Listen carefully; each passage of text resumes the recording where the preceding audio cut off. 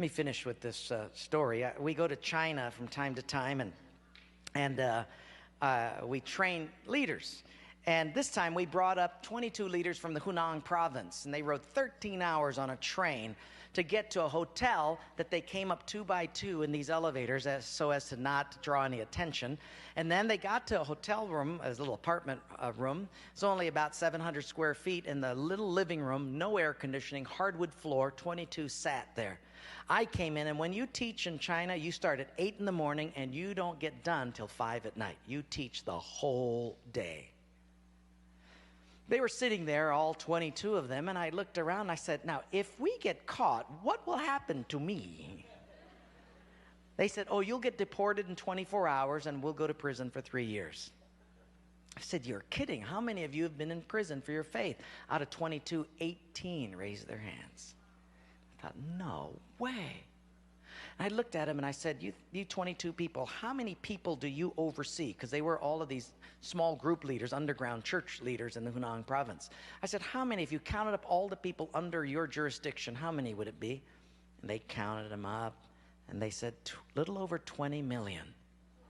I said, what? See, we forget there's 1.3 billion people in China.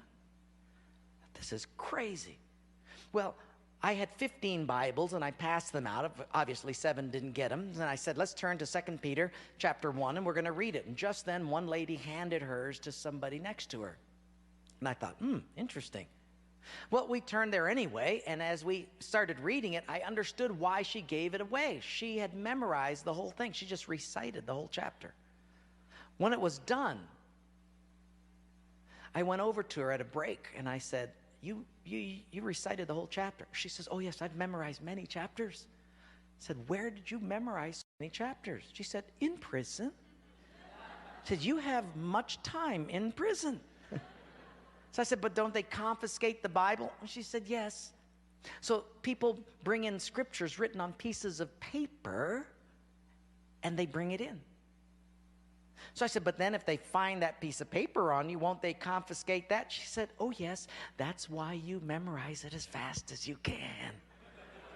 Because even though they can take the paper away, they can't take what's hidden in your heart. I thought, wow.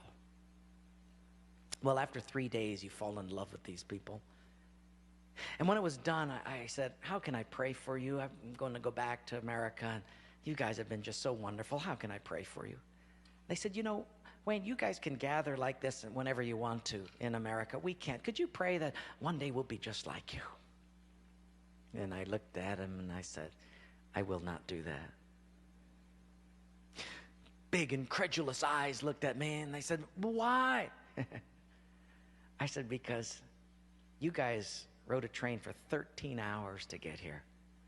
In my country, if you've got to drive more than an hour, people don't come. You sat on a wooden floor for 3 days. In my country, if people have to sit more than 40 minutes, they leave. You sat not only here for 3 days on a hard wooden floor, but you did it without air conditioning.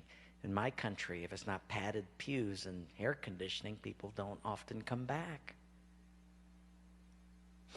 In my country, we have an average of 2 Bibles per family. We don't read any of them. You hardly have any Bibles, and you memorize them from pieces of paper. I will not pray that we become like, you become like us, but I will pray that we become just like you.